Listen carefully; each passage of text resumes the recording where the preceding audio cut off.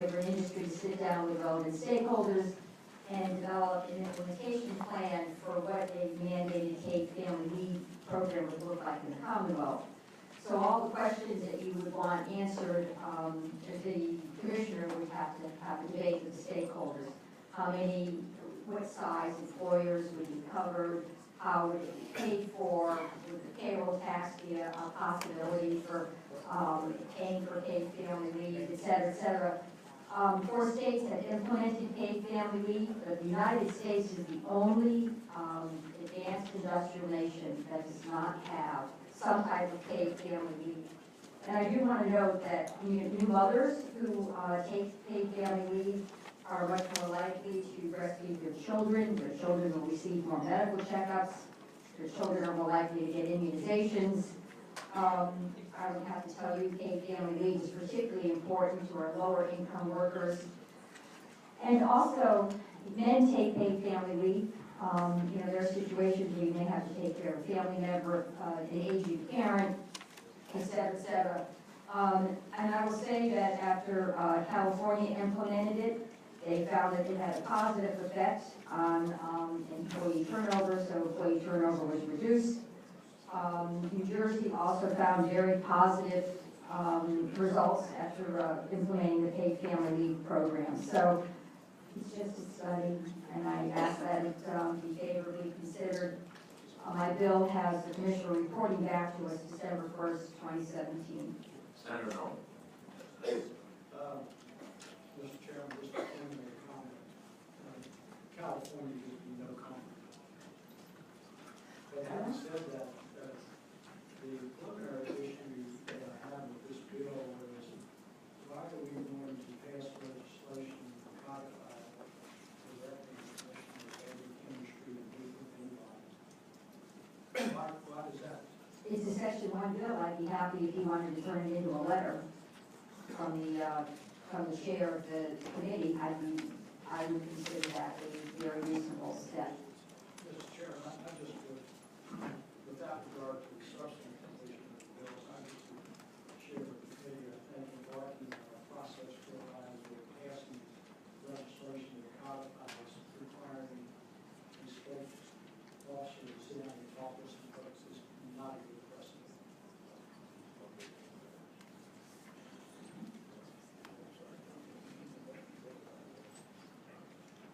Mr. Chairman. Yeah, hang on 2 seconds. I have one question. Is this, it talks to all the stakeholders about mandatory provisions. Employers, any employer in Commonwealth, will that include Commonwealth of Virginia? Is there a major employer in Commonwealth? I guess that would be up for the commissioner to determine. The intent here was that the commissioner would determine who would be involved. I would say that probably the state, as one of the larger employers, would be involved, but I thought the state already had some family programs.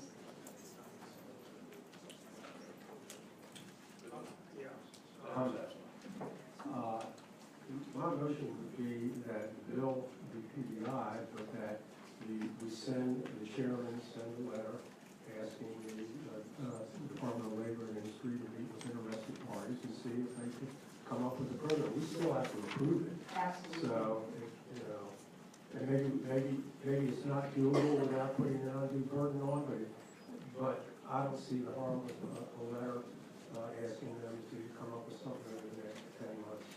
Okay, there's a motion. Is there a second?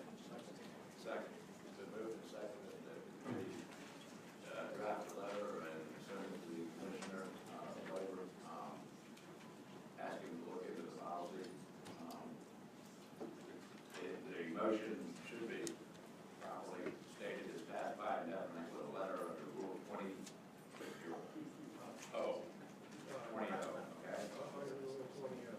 Under 20. Okay. Then move to second. Is there any more discussion? Clerk call the roll. Senator Norman. Senator Newman. Senator Overchain by proxy. Senator McDougal. Senator Stewart by proxy. Senator Stanley. Senator Cosgrove. Senator Chafin. Senator McDougal. Senator Black. Senator Sturtevant. Senator Saginaw. Senator Dance. Senator Lucas. Mr. Chairman. Aye. Okay, thank you, Thank you, Senator. Mr. Chairman. Okay. Next on the agenda is Senator Locke. Senate Bill 1038.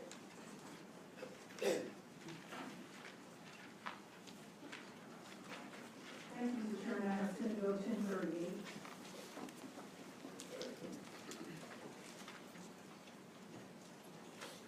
And Senate Bill 1038 would prohibit any person whose license to make a motor vehicle title loan from engaging in the extension of credit under an open-end credit plan. And this the measure also prohibits the third party from engaging in the extension of credit under an open credit plan at any office, suite, room, or place of business where a person is licensed to make a postpaid loan or a motor vehicle title loan to conduct the business of making paid loans or motor vehicle title loans.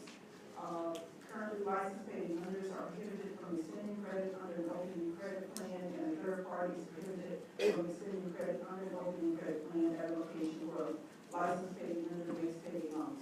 So basically, this would prohibit any person who's licensed to make a motor vehicle title loan from extending credit under an open credit plan.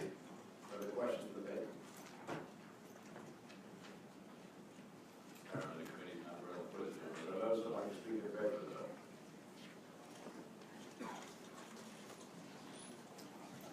Jay Spear with the Virginia Poverty Law Center, and we support the bill. It doesn't make sense to me that we've got a statute that says that payday lenders cannot do these open-end loans, but car title lenders can. It seems like a fairness issue is if you kept one industry from doing this, you ought to keep it up. But the similar industry from doing the same thing. Last year, we had a problem with car title lenders doing the consumer finance loans, which the chairman and Senator Sasslaw basically fixed that problem by sending a letter and having the Bureau of Financial Institutions look into it. So we solved that problem, but we still have this basically the same issue that involving a different type of loan. So that's why we support the bill. Okay, other questions? Sir? Thank you, Mr. Chairman. My name is Sam Towle, Deputy Secretary of Agriculture and Forestry, Assistant Governor's Office for this particular piece of legislation. I want to communicate to the committee, the administration does support this piece of legislation. Certainly before the 2010 Motor Vehicle Lending Act, the idea of using open credit to start this industry made sense. Now that that industry has its own lane, this bill would assist in keeping each financial product within its own lane and administration supports the bill. Are there any other in favor of the bill? Mr. Chairman, members of the committee, Dave Urban with the Attorney General's Office. For the same reasons that have already been stated, the Attorney General supports this bill as well.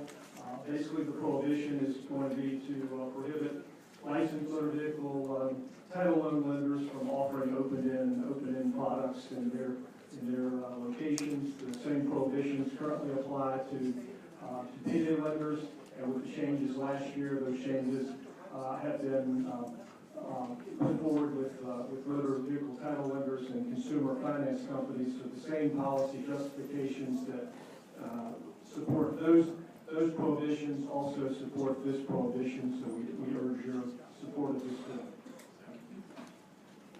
Are there any others who wish to speak in favor of the bill? Are there any opposed to this bill?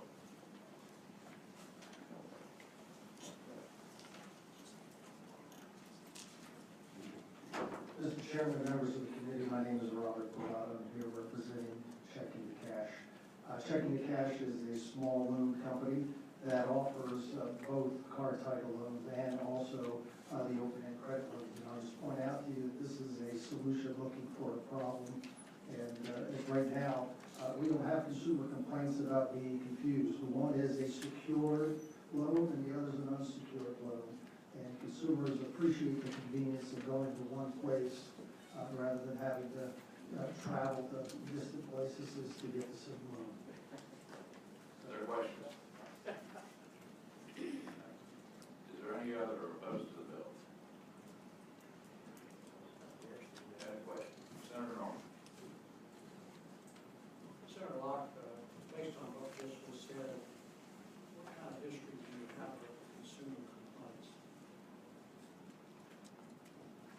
I think that the poverty law can be considered customers.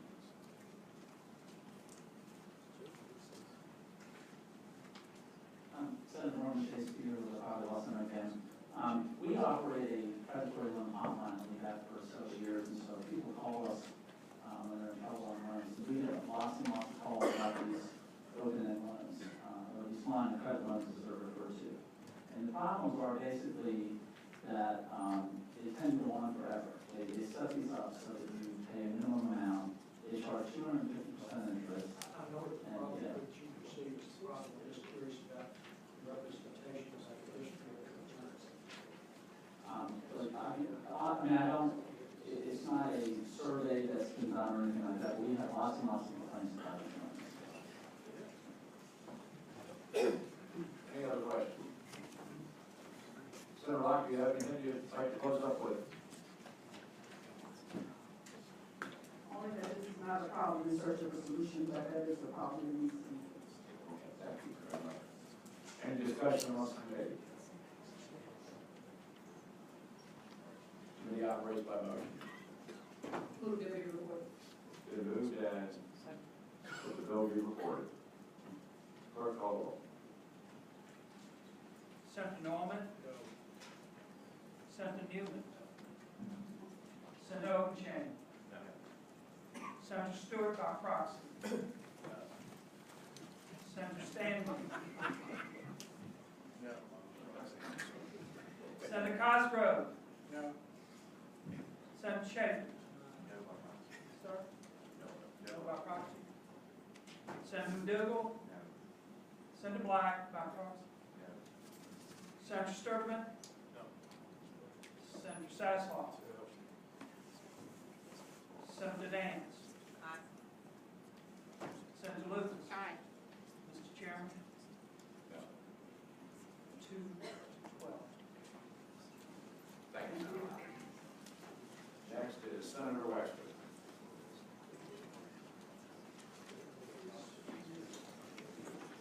The caller is here, she's gone. Next is Senator Morrison.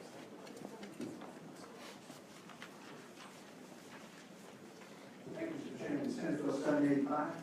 785. Thank you. Attention, 785. Thank you. Mr. Chairman, this bill has been before you various forms before. I don't want to take up a lot of your time. Just want to make a few important points. The bill, what it does is take the minimum wage up 75 cents next year, then $1, $1.10, and then $1.15 over 4 years. Had we indexed the minimum wage for inflation 40 years ago, it would be $11 today. People are really falling behind. The point I want to make, I had a long conversation with Professor Steve Fuller of George Mason University, and Dr. Fuller was director of the Center for Regional Analysis, where he currently holds the position of senior advisor and director of special projects. He's authored over more than 800 articles, papers, and reports in the field, and served on the Governor's Advisory Board of Economists under Governors McAuliffe, Kane, Warner, Allen, and Wilder. And he gave me sort of the authority to make 6 points that he has. And I will make those points and then ask anybody who wants to speak if they would will to come up. It's a good idea to regain lost buying power due to inflation that's lost over the last 4 years. I feel that's a good idea. That the increase in buying power in local economies will have a stimulus effect. That an increase in the minimum wage has been shown to lead to increases in productivity. Something that, as you may know, our nation has been falling behind after making huge gains in productivity over the years. He said that it's commonly forecasted in the near future we will be transitioning from low to moderate inflation. In other words, inflation is going to be going up. Moderate inflation can have a positive impact on our economy. However, workers do need to be shielded from that inflation to some extent. He feels it's a fundamental fairness issue, and by taking it up $1 a year, we're in a situation where if we need to, if it shows to have any kind of deleterious effect, that we can halt that. And but we need to get something done here. We just can't have people relying on government subsidies and programs, food stamps, things like that. I'd rather see people pay for the labor that they perform, to be paid adequately, to be paid fairly. And this is the time to get this done. We've had now, I think, it's been increased 22 times in our nation's history. I don't think it will be a problem to do it here in Virginia. I think 22 states have raised it this year. I think see us getting a competitive disadvantage. So I think now's the time to make some progress on the minimum wage and get it increased. And with that, Mr. Chairman, that's it. Are there questions for Senator Marsden? I think we understand the bill, Senator Marsden. Do you have people here to speak for the bill? I think there are some folks Absolutely. in the room who would.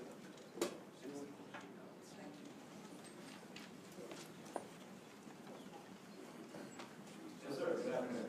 Good afternoon, Mr. Chairman, members of the committee. My name is Kevin Maurer, and I'm with the Virginia Catholic Conference, representing the Catholic bishops of the Commonwealth. We support this bill, consistent with our belief that the family, not the government, is the fundamental building block of society. We believe that all full-time workers in the Commonwealth should have the ability to raise a family from the wages that they earn. And we believe that this response to poverty is preferable to relying on the government to help needy families survive. We believe that our state should stop subsidizing problems created by companies who refuse to pay a living wage. Thank you. Thank you. Yes, thanks. Yes, ma'am.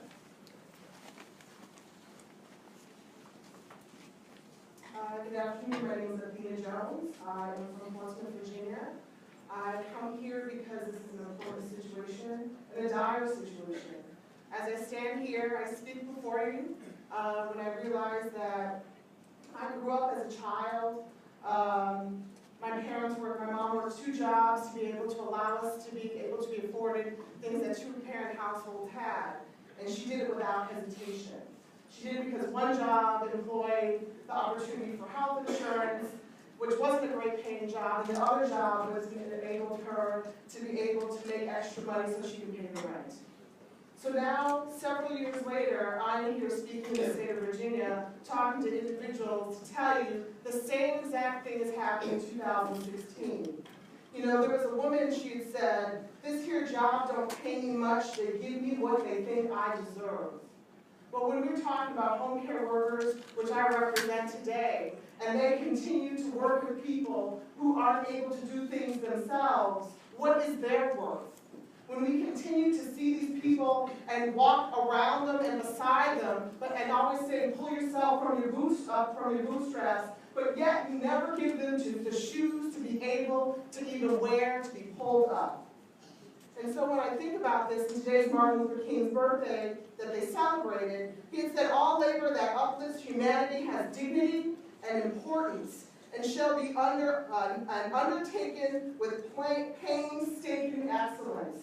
The work that people do without hesitation, they do it because they have to do it. They do it because they're looking for legacies for their families. No different than I, or the things that you guys do, or the high-paying lobbyists that are here today. They do the things that they do because they want their families to have a legacy. But if these families can't even pay rent, if they can't even get money to buy a car to get a job, or consistently have to deal with payday and predatory lending because of these situations, how are any of us able to be fulfilled and have the opportunity to live any type of American dream? So I ask and demand today, we have a right to be paid minimum wage. We at least minimum wage. It should be $15, it should be $20-some, but yet we will start where we can start. But you have a right, as the people who are on the other this side to recognize all aspects and individuals within your districts, not just the ones that are able to help you get where you need to go. Because the reality is, my mom helped me get here. The people and the women that live within my community helped me get here. You know, we talk about standing on the shoulders of giants, but we better make sure that the people who stand aren't standing on the throats of workers who each and every day struggle to live, and we do it and we sit there without hesitation and say, well, pull yourself up from your bootstraps. You have a responsibility. I will continue to do my job because people depend on it. I will continue to do my job without hesitation because those people depend on me. I was not elected, I was appointed. You are elected. I encourage each and every one of you to do your job. Today is the day we talk about the importance of Martin Luther King and the idea, the dream of an equal America. Let's not forget that equality is also a fiscal responsibility and a level of dignity we all deserve in the United States. And I hope you keep that in mind when you talk about this and you put this before each and every one of you today. Thank you very much. Yeah.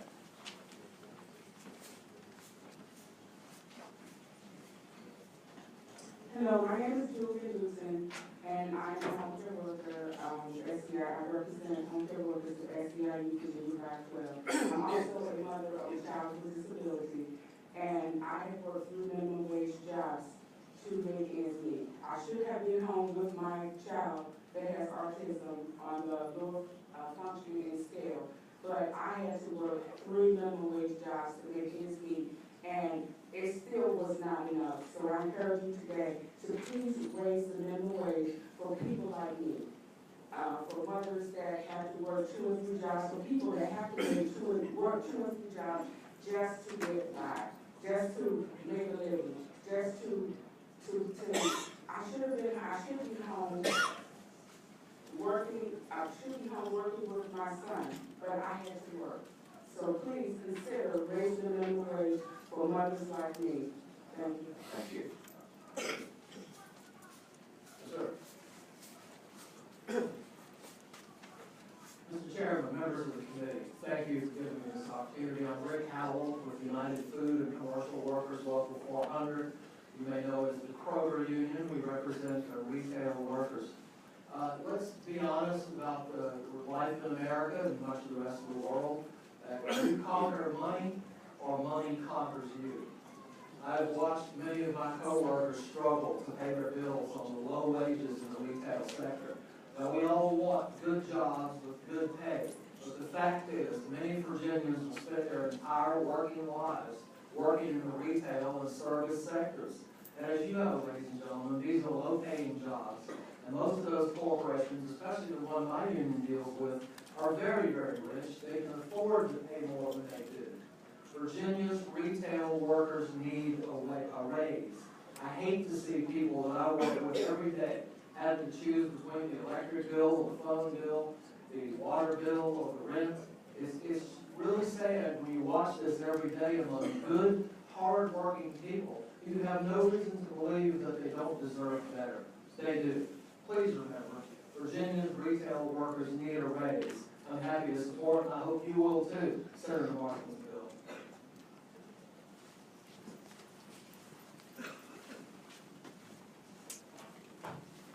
Hello, good afternoon. My name is Alejandra, and I'm the Virginia Field Coordinator of the Latina Advocacy Network, an extension of the National Latina Institute for Reproductive Health. And we're here to tell you a couple of things of our people that we work for. A couple of facts. Low-wage workers are women. 6 in 10 individuals affected by raising the wage are female. Low-wage workers are supporting families. 1/4 of workers who would benefit from increasing the minimum wage have children. Close to 300,000 Virginia children live in a household that would see increased income from raising the wage. Earning a fair wage is critical for all people regardless of self-determination. For those who already face significant barriers to health care, such as immigrant women, young women, women of color, and transgender and gender non-conforming people, and the stagnant minimum wage and race and gender pay gaps can mean people are unable to access health care. Latinas, our families, and our communities are deeply engaged in the struggle for reproductive health across the country. In spite of significant barriers, low wages make it nearly impossible for many working families to pay the rent, put food on the table, and make sure the kids have books for school. Every day we work with community members who work long hours and sometimes multiple jobs, and they should be able to afford to live with dignity and raise a family. Raising the minimum wage is a shot in the arm for economic, giving more families more money to spend, which in turn gives the community businesses more customers. Raising the minimum wage would help close the wage gap and give a boost to families struggling to help their kids get ahead, lifting them out of poverty. Far too many people bear the burden of choosing between groceries, buying diapers for children, or other necessities in healthcare. No one should have to make these impossible choices, which is why we ask you to support SB 978 and SB 785. Thank you. Thank you. Ms. Grant? Yes, Doris Krause May is president of Virginia AFL-CIO. And just last week, minimum wage workers in 19 states in 23 cities and counties got a bump in their paycheck. In total, that's 4.3 million people. So I think it's time that here in Virginia for 2017, we make it 20 states, not 19. Thank you. Thank you.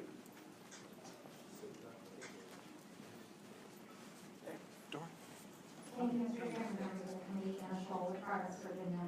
I know you'll hear a lot of arguments today about reasons to vote for this bill and reasons to vote against this bill. And I hope today on the day that you adjourned in loving memory of the Reverend Mr. Martin Luther King, you'll also remember that the final speech that he gave and the fight that he dedicated himself to at the end of his life was a fight against economic injustice. And I think the decisions that you make here today are about what sort of society we want to live in, and whether people who work hard have to raise a family in poverty, or whether they're able to raise a family at all. There are a lot of low-wage workers who can't be here today because they can't afford to take the time off from their $7.25 hour job to come tell you about their experience. But the one experience I would like you to think about when you vote today is that of Priscilla Evans, who is a Richmond area fast food worker. A few years ago, Priscilla became pregnant and she had a beautiful baby boy. And Priscilla had to give that son up for adoption because on her minimum wage salary, she was not able to raise that son and to provide him with the home and the food and the things that he needed in order to grow and thrive. Those are the decisions that low-wage workers are facing in our state here today, and I hope those are the stories that you will keep with you as you cast your votes today. Thank you. Thank you, Senator Marsden. I think we have one more. Peter? Good afternoon. Thank you. My name is Elizabeth Smith, and I'm with the Virginia Education Association. Just as my colleagues have already said, we also support this bill. Thank you. Senator Marsden, let me see if there's any opposition to the bill.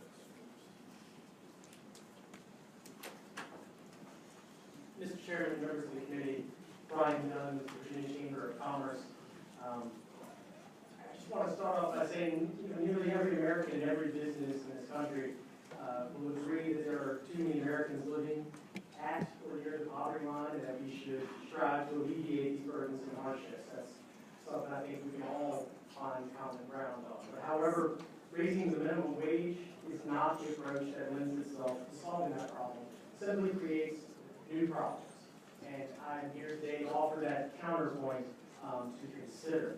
The Congressional Budget Office shows that there will be significant job loss with any uptick in the minimum wage. In Virginia specifically, it estimates a range between 10 and 31,000 jobs will be lost with a raise to $10.10. It's hard to find work, creates new barriers to entry, creates a barrier to experience for people to find that first job to get the experience. It is also no silver bullet on poverty. The Congressional Budget Office also notes that many low-wage workers are not members of low-income families, estimating that less than 20% of workers who would see a wage increase of $10.10 actually live in households below the federal poverty line. There's also obviously a correlating response to increased costs in employee costs with a charge for higher prices. Therefore, the price of goods typically go up, whereas there's a cause, there is an effect. We would say there has been other places across the country where we've seen significant increases to the minimum wage, and we have seen both job loss, entrepreneurship has gone down in places like Seattle. So I appreciate it. Thank you. Senator Sasslaw. So you said there's going to be significant job loss. Is that what you're saying? There was in the case of Seattle, Washington, yes, sir. But they went to $15 an hour and not $8, which I think is because in July of 2017 or 2020, it's $11.25, still almost $4 an hour below Seattle. What's the number you estimated was losing jobs in Virginia? Between 10 and 31,000 jobs with it. So, Mr. Chairman, so if there are approximately 3 million or more people, at least that employed in Virginia, 300,000 be 10%, 30,000 be 1%. So less than 1% of the people, if your numbers are accurate, would lose their job, or far less than that. I'm just curious, you represent who? The Virginia Chamber of Commerce. What percentage of your paid membership pays $7.25 an hour? I don't know the answer to that. How come? We've never actually surveyed our members and asked that question, but I will say, I think most of them realize that if they want to be competitive, they need to pay a competitive salary. That might be an entry point salary at a minimum wage, but then over time that increase will come for them, or they must hire above that. Walmart is a prime example. We've seen them increase their minimum wage on their own accord without the General Assembly or. Mr. Chairman, but you and I both know Walmart took a boatload of heat. It is to encourage employees to apply for Medicaid with respect to health, and under a lot of public pressure, they changed their policy. Not under state legislature, but under public pressure, okay? So, and I'm going to ask this of each one of you, what exactly how many of your members are paying $7.25? Let me ask you this. Would you agree with me that if you paid $7.20, if your business plan didn't allow you to pay more than $7.25 an hour, that you ain't got much of a business plan? Mr. Chairman, Senator Sasslaw, yes and no. I mean, I don't think there's many businesses that pay only the minimum wage. There are certainly plenty of businesses that pay some jobs at minimum wage. They can't all start out at the top. No, I see Nicole coming up next. So I'll see. Save the balance. Come join us, Nicole. Okay. Good afternoon, Mr. Chairman. Nicole Rowley, the National Federation of Independent Business, and I represent 6,800 small businesses in the Commonwealth. And the reason our members still oppose the bill is because clearly for them, it's a cost driver, and they're going to have to make some difficult choices. They would either have to increase the products of their goods, they potentially might have to cut hours, and a lot of, of course, a lot of businesses now are also looking to like self-service, customer self-service, so jobs in general can be lost. To go ahead and address some of the questions, and specifically for my members, I can't give you a specific number how many pay minimum wage. I do think there are a good number that pay it potentially as an entry level for low skills, young people. I've had several members anecdotally tell me that they use it to pay their summer interns, that kind of thing to give people experience. The question though is once you raise the minimum wage up to 10, there's a bill that raises it up to 15, yes, that really starts hitting probably at least a quarter of my membership in the sense that as a small business owner, they probably do pay $10 currently now. If you're talking about now increasing it, that increases that floor for them, and that does become a cost. So that's where our members, many of them don't pay higher than minimum wage. It's once you move that floor up. Mr. Chairman, Senator Sasslaw. Are any of your members, are any of them in the service station business? Excuse me, sir? Yes. Yes, we have some members that are in that. And they're opposed to this? We balloted our members specifically this year on raising the minimum wage, and 85% opposed. So I can't tell you specifically who voted which way, but I have spoken anecdotally with some, and they do oppose raising the minimum wage. Mr. Chairman, the reason that I asked that question is because, I mean, I pay almost double the minimum wage, and by any definition, I'm a small business. The definition of small businesses, at least the federal definition, I think is below 500 people. That's a pretty big business, okay? You and I both know that. Sure. And My average member size is 10 employees. 10 employees. Well, I have more than that. But it seems to me that if it's a service station business, I can pay almost double that. I don't understand what the problem is with going to $8 and $10, $11 by 2020. I mean, for the life of me, if I could only exist paying $7.25 an hour, I'd have been gone a long time ago. Well, I think for a lot of our members too, it's just the principle of they want to be able to set the pay and the benefits that best work for their business, and they want that flexibility. This is a mandate, and they tend to not like it. Chairman, one more question. So, based on what that first speaker said, there's going to be a lot of unemployment in the 29 states that have higher than the 725 now. Is that your prediction? I don't know if there'll be a lot, but I think there has been research to show that you will see job loss in those states and municipalities that increase the wage. Well, Literally. all right, that's it. Okay. Who's next? Senator Slash was ready for you. Hi, I'm Katrina Jones with the Virginia Retail Merchants Association. We are opposed to the bill. Something to consider is we represent a lot of grocery stores, and they have a 1 to 3% profit margin. They're not making these huge profit margins as some people might believe. And when I had a meeting in the fall, we had 20 members there, and about 5 of them were paying some of their part-time workers $7.25. We agree that it's just, the numbers are just going to come out, that some people are going to lose their job if we mandate this pay rate. Senator Seth. Okay. Next. Okay, more stay with you.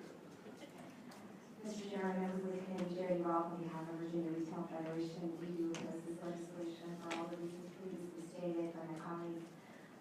The majority of our membership, they do pay above the minimum wage, they can, and we feel it should be left up to business owners to provide what they can as far as wage and benefits. Thank you. Sir. Mr. Chairman, President Shaw, on behalf of the Prince William Chamber of Commerce, we too are opposed to this legislation. One of the first calls that I got last week from our membership was in regards with the raising labor costs from a restaurant owner. His comment was, he does pay above the minimum wage, but he had very much concern with the increase in labor costs. And unfortunately, he said, if it continued, he would be forced to lay off employees. Thanks to you.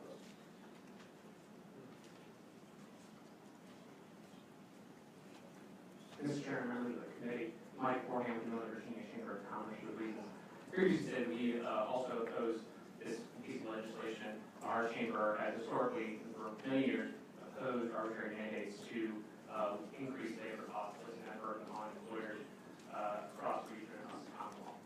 Thank you. Senator Seth. I don't let my breath like your way. Mike, do you have a single member that's probably paying less than $20 an hour? Do you have a single member? You and I both know what the answer to that is. Okay. Sir, we have a diverse membership of small And some of them only pay $18 an hour. Retailers, restaurants, Postal Hospitality business. I know we have members that will start their employees at or around minimum wage. No, you don't. No, you and I both know that. I know Randy Norton, I know all these people, they don't start anybody close to that. I will say, Senator, my first job in Northern Virginia was a minimum wage job when I was in high school. So, How long is Senator Seth for? I don't care what age. All right, we have another Northern Virginia candidate, Senator Seth. Now we're leaving alone, it's just irrelevant. Thank you, Mr. Chairman. We gotta use the So, yeah, Minnie Carlin, representing the Northern Virginia Chamber Partnership, that includes the Dulles Regional, Greater Reston, Loudoun County, and Mount Vernon Beach Chambers. For the reasons previously stated, we also oppose this legislation. I will say the rationale for opposing it is not that we oppose our members paying more than the minimum wage, simply that it be mandated. Thank you.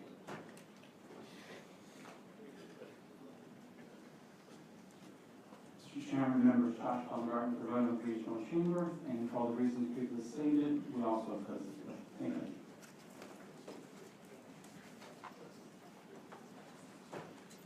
Mr. Chairman, John Easter with Chamber RDA, formerly Greater Richmond Chamber. We also oppose this bill. Thank you.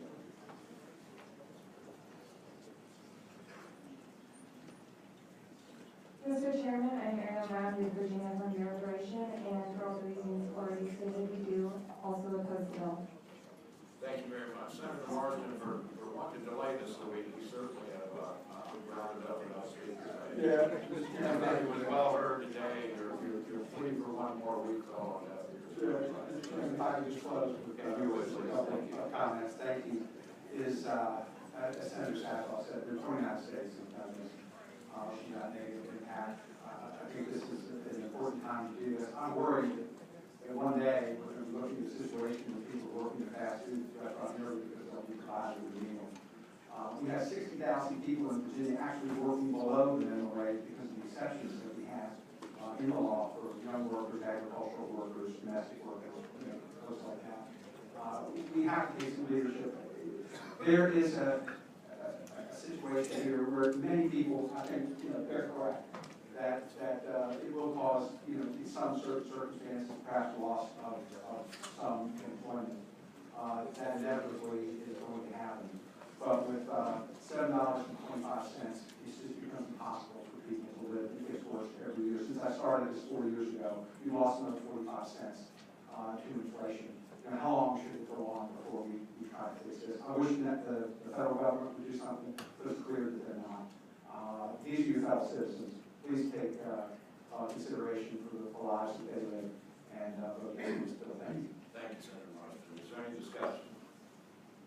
Mr. Chairman, I hate to wade into this area, but I think there's a very different philosophical view of the world. I think some of the members here come from areas that are very prosperous. I and at least one or two members are directly adjacent to me come from areas that are not as prosperous, where people are not being paid $25 an hour, where businesses are closing and are struggling.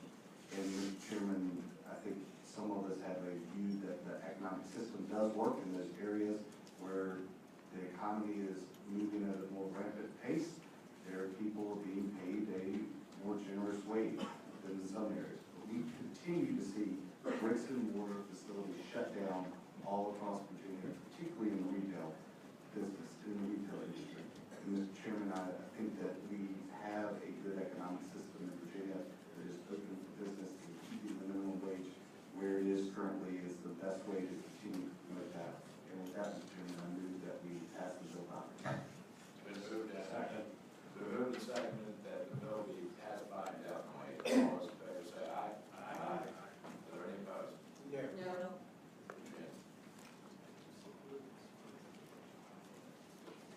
Thank you, Senator.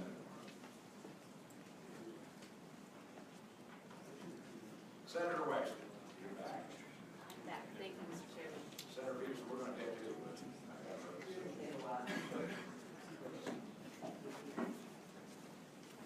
Thank you, Mr. Chairman, members of the committee. I'm here today on a very eminently reasonable bill, which will make two very small changes to the Regional Highway Corporation Act that is changing two big pieces of shall to may. As many of you may be aware, Loudoun County is home to the only road within the Commonwealth of Virginia that was created under the Virginia Highway Corporation Act.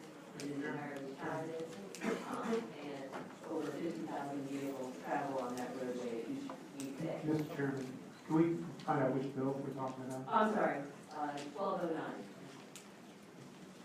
And the language, the amending language is on lines 77.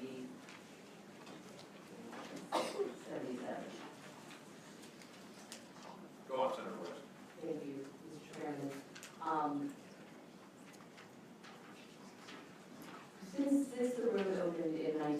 2025, tolls have increased significantly year after year, and have created a great burden not only on my constituents in terms of what they have to pay in tolls, but also in terms of what the consequences have been for other east-west roadways in Loudoun County. Bailout traffic has increased at a much higher proportion and much higher rate than the folks who are traveling on the Greenway.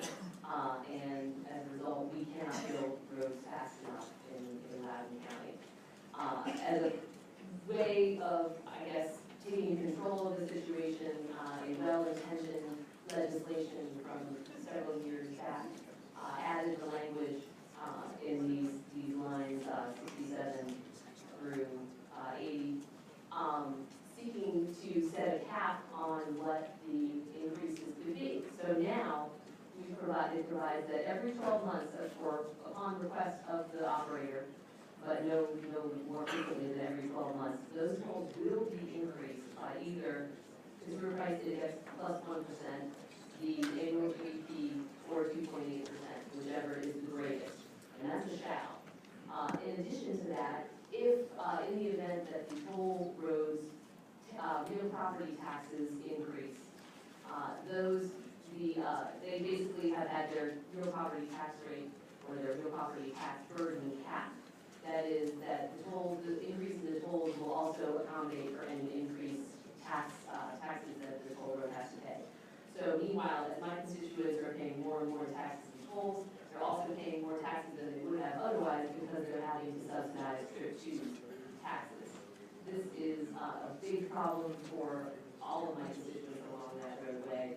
It's a big problem for Loudoun County, and I hope that the committee will see to just grant the State Corporation Commission the discretion whether or not to increase these tolls. Senator Miller.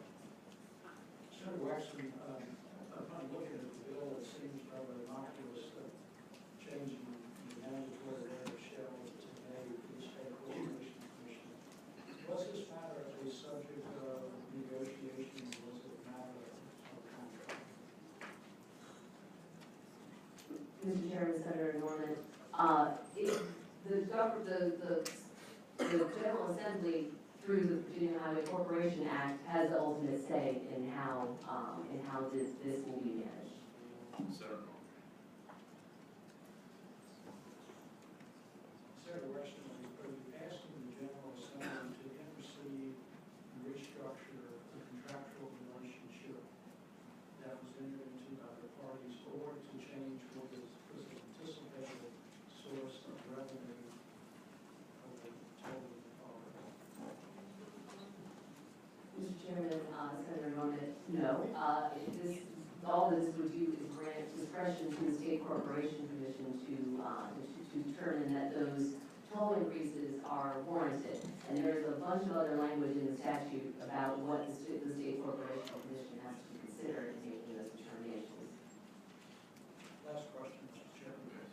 I'm not very good at reading legislation or understanding laws, but right now it says, subject to the terms of the legislation that was passed, the State Corporation shall increase or approve the increase in the tolls based upon a certain package. Isn't that correct? Mr. Chairman, Senator Norman, yes, that is what the current legislation says. Mr. Chairman. Senator Senator Wexton, of course, before this is actually an amendment that allows for this automatic toll increase that was put in by the legislature. But otherwise, the application would have to be given to the State Corporation Commission, and a determination of a reasonable rate of return, amount of use of highway, other factors were involved, were they not, determining what the rate for the Greenway toll would be? Mr. Chairman, Senator Stanley, that is correct. There are a number of factors that must be considered by the State Corporation. Mr. Chairman. Furthermore, though, this kind of takes it out that without this change, they're entitled to this automatic increase without State Corporation Commission review. Isn't that correct?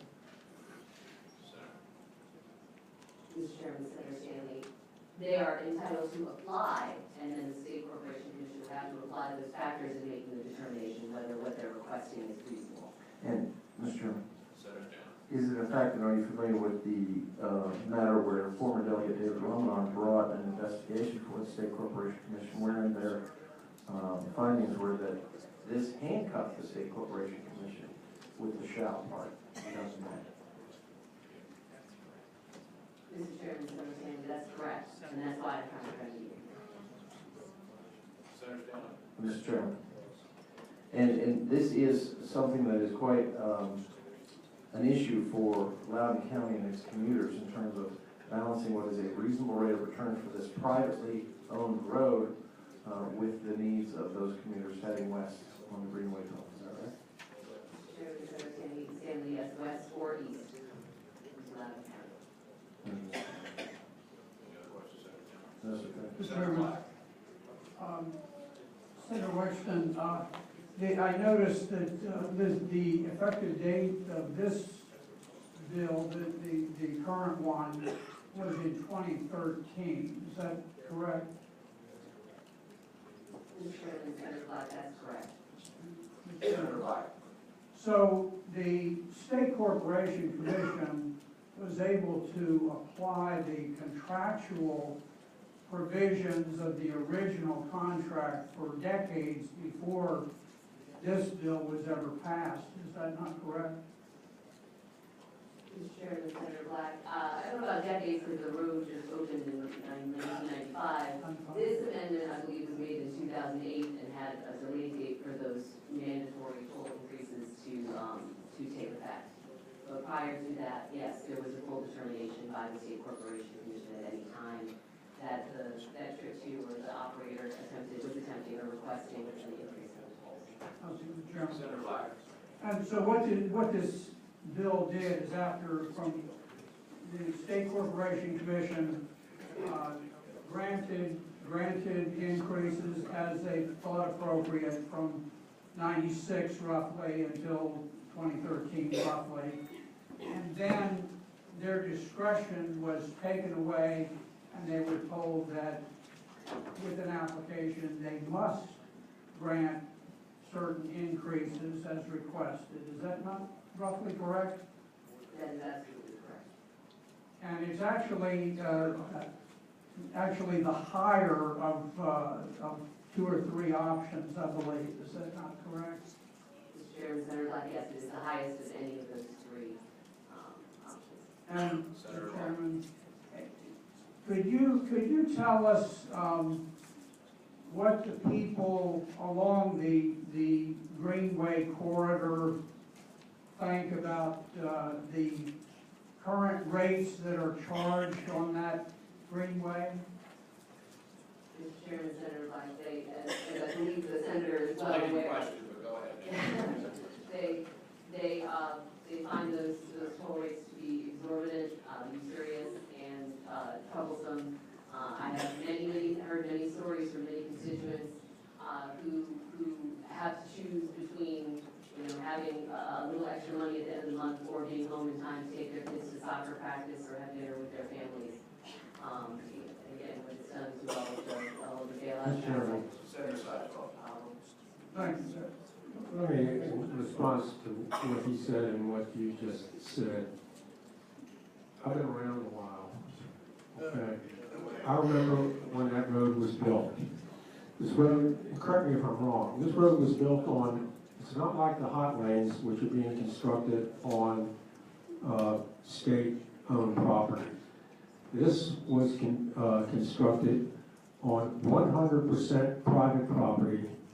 The owners had to agree, there was no condemnation, and it was financed 100% by, I believe, Maggie Bryant, okay? And it's been sold several times since then until they could find somebody making money. Let's assume, and it's probably a safe assumption, that that road, had that not occurred, had Maggie Bryant not put the money up, that road would have never been built. So all of those cars, the 50,000 a day that you talk about, wouldn't you agree they would either be dumped on Route 7 or Route 50? I mean, those are the two thoroughfares from Loudoun into Fairfax, through Fairfax. Is that a safe assumption if they're using the Greenway? Mr. Chairman, Senator Sasslaw, I do not necessarily concur with the premise that road or an alternative east-west route would not have been constructed otherwise. So that's what you could do more early ferry over Maryland. Yeah, but there was no, I can tell you, there were no plans to build, at the time that was built in their 5 or 10 years, there was no plan by VDOT to build that road. So let's assume, just for the sake of discussion, that it would have never been built, okay? That being the case, you'd be dumping 50,000 cars extra a day, or divided, either on Route 50 or Route 7. Am I not correct? Where else, how else do you get into Fairfax? Which is what the Greenway goes into. Mr. Chairman, Senator Sasslaw, if we have the current levels of development that we have as a result of the Greenway having been constructed, then perhaps that would be the case. But we don't know that would have put a serious crimp in the development of much of Mr. Loudoun Chairman, County. he pointed out that the people are unhappy with the increase in the tolls. But they don't have to take that road, though, do they? They can take Route 7 or Route 50. Mr. Chairman, Senator Sasslaw, that's correct if they would like to add sometimes an hour or more to their commutes. There are other options to travel east to west. Mr. Chairman, which would have definitely occurred had that road not been built. It's like the hot Senator lane. Sasslaw, we may have to disagree on that one point. Okay. Senator Stanley, And it's just based on that, this is not a distance-based pricing road. When you get on the Greenway, if you get off on the first exit, it's the same price as if you get on the Greenway and take it the whole way into Leesburg. Is that not correct? Mr. Chairman, Senator Stanley, that's correct. You can travel 1 mile on the Dulles Greenway or all 13.68 miles, whatever it is. You pay the same toll. And the current price, thank you, Mr. Chairman, I apologize. And the current price for that ticket to ride is how much? About $7 each way. In rush hour. Let me just say this, Senator West, and I don't mean this as a derogatory comment on the bill. Just the exact kind of discussions that we're going to hear more and more of at the General Assembly until we decide we're actually going to pay for the highways that we build them and do that. I had an opportunity to drop my however many dollars it was this weekend. And very nice road. I don't know how much I paid because it just takes it off. But this is where we're headed now. We had a bill come over from the House last year that basically said all new lane construction will be toll lane constructions. And you know, until we decide at the Commonwealth we actually want to pay for these roads instead of having the money go to, you name it, bondholders or whoever, and actually get dollars worth of road construction for $1 taken out of the taxpayer's pocket. If we're willing to do that, we're going to continue to have these discussions. We're going to have more of these. We're going to have these types of things. I hope at some point in time we collectively have a serious discussion amongst all ourselves about how about just having the taxpayer pay for the roads, let's get them built, not have to go through this. But with that being said, I'm sure there's some opposition to your bill, and I'd love to hear from you. There is support. Out of support. Absolutely. Mr. Chairman, committee member Jeff Gore on behalf of Loudoun County Board of Supervisors. If you look up there, you know why these bills keep coming back. This is one of the top issues that the board faces every year, complaints from Senator Wexler's constituents, and Black's constituents. The rates are, $10 to $12 both ways. If someone's taking the toll road, you can double that. So it adds up. Since that's to your point, yes, drivers are avoiding the toll road now. We think a lot of that can be attributed to the increased toll rates. So what's that doing? It's putting more pressure on the adjacent road network. Mr. Chairman, just a quick observation. If you live in Stafford County during rush hour, coming and going, and you take the hot lanes from, you get on this Stafford, exit 143, and you take them all the way to Tyson's during rush hour, you pay $30 each way. Now, you don't have to do that. You can get in the 3 lanes, but it's an additional hour and a half each way. And I mean, that's, what they're facing. I mean, nobody's happy about that, but that's the price of going the private route. And I'll be brief, I'll wrap it up, Mr. Chairman. Really what this bill does, it gives the SEC some modicum of discretion that it doesn't have right now. So there's a statutory formula for automatic annual rate increases. And that's what the general assembly has provided, and this gives some discretion. Senator Black. Mr. Chairman, if I could ask, the bill prior to 2013 had certain criteria that the State Corporation Commission could apply in order to raise rates if they were appropriate, based on a reasonable rate of return, benefits obtained, and so forth. Is that not true? That's my understanding, yes. And Mr. Chairman? Yeah. And then the problem that we're addressing here today is not that it's a private contractual toll road, but it's the fact that in 2013, a bill was passed that granted them, without any discretion of the state corporation, the higher of the CPI plus 1%, the increase in the real gross, the real GDP, or 12.8%, whichever is higher. And the State Corporation Commission had no authority to vary from that. Is that not correct? Mr. Chairman, with the one correction, it's 2.8, 2.85%. 2.8. Yeah, so this was litigated, as many of you know, Senator Stanley alluded to that. The county did involve itself in the application, the former delegate Ramadan, and that's what the court held essentially last fall. The Supreme Court held that that's what the statute says, and therefore the SEC is setting rates according to that Mayfield provision acted within the parameters of the statute. So what this bill would do would make that shallow may, so at least it wouldn't be handcuffed. So final question, Mr. Chairman.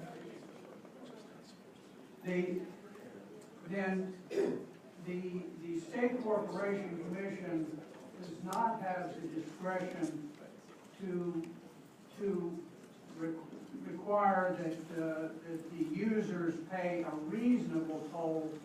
They actually are required to grant these higher numbers whether they're reasonable or not. Is that not correct? Mr. Chairman, yes.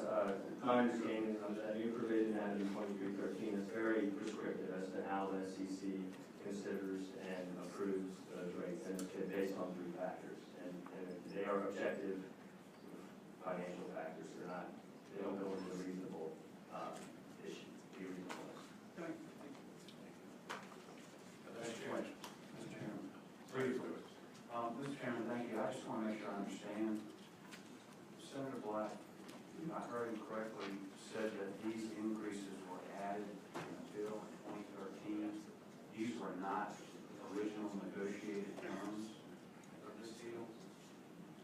Mr. Chairman, Senator Stewart, I don't have that kind of institutional knowledge. I wasn't here this time. It's my understanding that it was actually in 2008 with a delayed effective date to 2013 for the mandatory toll increases to begin. Mr. Chairman, and this is important to me because I'd like to support a bill, but I'm having difficulty in the fact that if you have these folks originally negotiated the terms of this agreement, it's unfair to now come back and change it.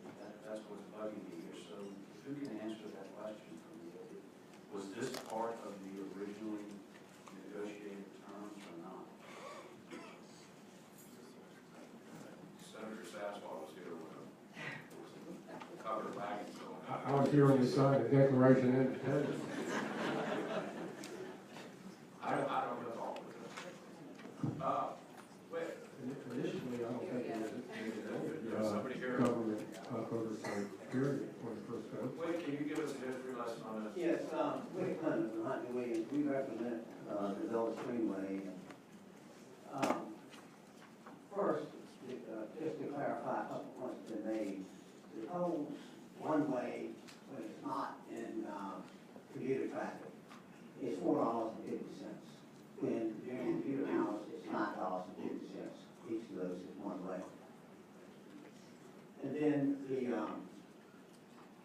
just the information that was raised, the Greenway pays $4 million in real estate taxes to Loudoun County. The 4th or 5th largest taxpayer in the county. To answer your question, When the Highway Corporation Act of 1988 was passed, it set forth the criteria that Senator Black alluded to. And it was under that act that Maggie Bryant entered a comprehensive agreement relying on the wording of the act. It was a deal. The law was passed, and she said, I will avail myself of the law, and she built the road. Now, since 1995 until 2008, the Gulf Greenway would go before the State Corporation Commission just like a utility would. For a rate case. Volumes of data, lots of information that Greenway had to go through in its due diligence to live under the act upon which the comprehensive agreement was made. There had been a long growing concern, as you know from previous bills of Senator Blackston and her predecessors, about the toll rates, even though nobody has to take the roads. And so because of the continued angst, the legislators from that area trying to serve their constituents, the Greenway sat down with a Senator delegate from that area at that time and worked out a compromise. And that's the 2008 compromise, where the Greenway and the General Assembly, by unanimous vote, agreed that the Greenway could implement a annual toll rate, no more frequently than